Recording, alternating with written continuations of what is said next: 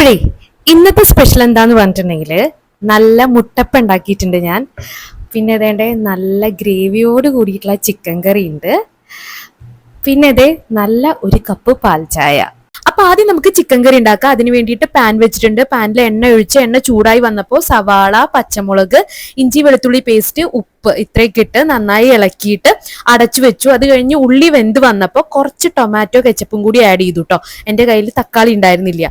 പിന്നെ പൊടികളെല്ലാം ആഡ് ചെയ്തു. മല്ലിപ്പൊടി, മഞ്ഞപ്പൊടി, ഗരം മസാല, മുളക് പൊടി, ചിക്കൻ മസാല ഇത്രയും ആഡ് ചെയ്തിട്ട് കുറച്ച് കറിവേപ്പില ഇട്ട് ആവശ്യത്തിന് വെള്ളം ഒഴിച്ചിട്ട് കഴുകി വെച്ച ചിക്കനും കൂടി അതിലിട്ടിട്ട് ചിക്കൻ കറി സെറ്റ് ആക്കി കേട്ടോ. ഇനി അപ്പം ഉണ്ടാക്കാം. അപ്പം ഉണ്ടാക്കാൻ വേണ്ടിയിട്ട് മൈദയാണ് വേണ്ടത്. മൈദ എടുത്തിട്ടുണ്ട്. പിന്നെ ഒരു കോഴിമുട്ട ഒഴിച്ചു, ഉപ്പ് ഇട്ടിട്ട് പിന്നെ ആവശ്യത്തിന് വെള്ളവും ചേർത്തിട്ട് നമുക്കൊരു ദോശയൊക്കെ ഉണ്ടാക്കുന്ന ഒരു കൺസിസ്റ്റൻസിയിലാക്കിയിട്ട് ഇതേണ്ട ചട്ടി ചൂടാക്കി ഒഴിച്ചു കൊടുക്കുക. എന്നിട്ട് അടച്ചു വെച്ച് ഒരു 10 മിനിറ്റ് ഒക്കെ ആകുമ്പോഴത്തേന് നമ്മൾ അപ്പം റെഡി ആവും കേട്ടോ. ഇഷ്ടമായിട്ടുണ്ടെങ്കിൽ നിങ്ങൾ എന്തായാലും ഒന്ന് ട്രൈ ചെയ്ത് നോക്കൂ കേട്ടോ. Bye guys.